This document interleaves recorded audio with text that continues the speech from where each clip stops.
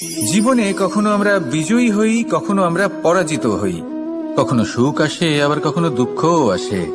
আর যখন দুঃখ আসে তখন আমরা আমাদের এই দুঃখ কারোর সাথে ভাগ করতে চাই।